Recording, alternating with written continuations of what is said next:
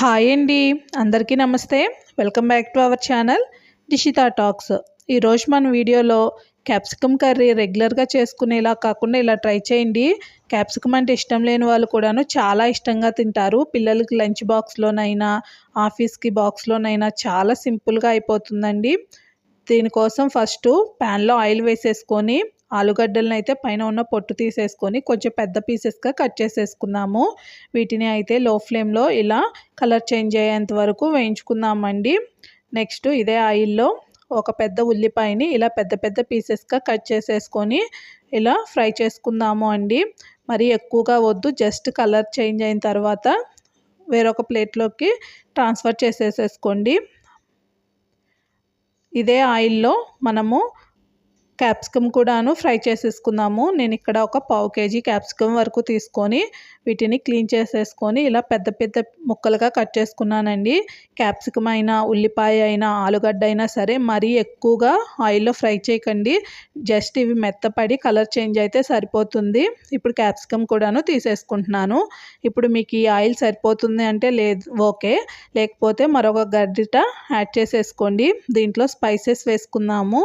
ఒక 5-6 లవంగాలు, దాల్చిన చెక్క, బిర్యానీ ఆకు వేసేసుకొని మంచి అరోమేటిక్ ఫ్లేవర్ వచ్చి వేగిన తర్వాత వీలైనంత సన్నగా కట్ చేసుకున్న ఉల్లిపాయను అయితే వేసుకొని ఇలా లో ఫ్లేమ్లో ఫ్రై చేసుకుంటున్నానండి. అలానే అల్లం వెల్లుల్లి పేస్ట్ కూడాను వేసి పచ్చివాసన పోయి ఉల్లిపాయలు మంచిగా వేగిన తర్వాత ఒక 2 పెద్ద టొమాటోస్ని ఇలా గ్రైండ్ చేసి టొమాటో ప్యూరీని కూడాను యాడ్ చేసేసుకుందాము. ఇలా టొమాటో కూడాను మంచిగా వేగిన తర్వాత దీంట్లో ఒక 1/2 టేబుల్ స్పూన్ పసుపు, ఒక 1 టేబుల్ స్పూన్ వరకు వేయించిన జీలకర్ర పొడి, అలానే 1/2 టేబుల్ స్పూను ధనియా పౌడరు, టేస్ట్కి తగ్గట్టుగా కారం వేసేసుకోండి. ఇప్పుడు ఈ మసాలాలు మొత్తము ఈ ఆయిల్లో ఒక 2 నిమిషాలు ఇలా కలుపుతూ వేయించేసుకుందామండి. ఇప్పుడు మంచి ఫ్లేవర్ వస్తుంది ఇవన్నీ వేయడం వల్ల. దీంట్లో ఒక 4 టేబుల్ స్పూన్స్ వరకు నేను పెరుగు కూడాను కలుపుకుంటున్నాను.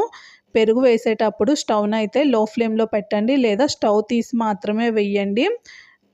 పెరుగు వేయడం వల్ల కూరకి మంచి గ్రేవీ వస్తుంది.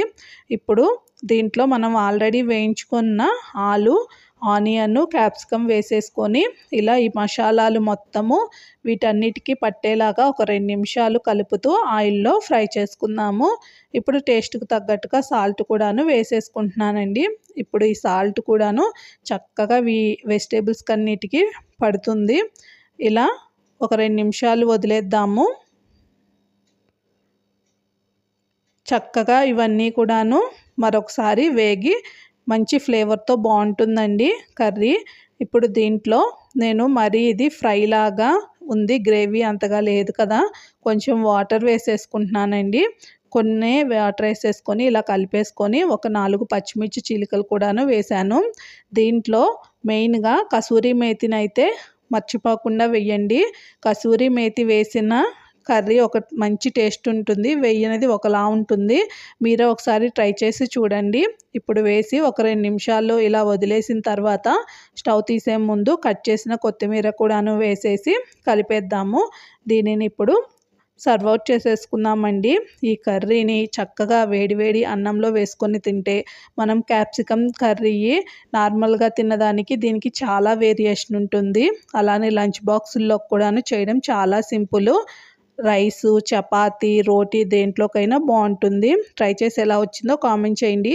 వీడియో నచ్చితే లైక్ చేయండి, షేర్ చేయండి, ఛానల్ని సబ్స్క్రైబ్ చేసి సపోర్ట్ చేయండి. Thank you.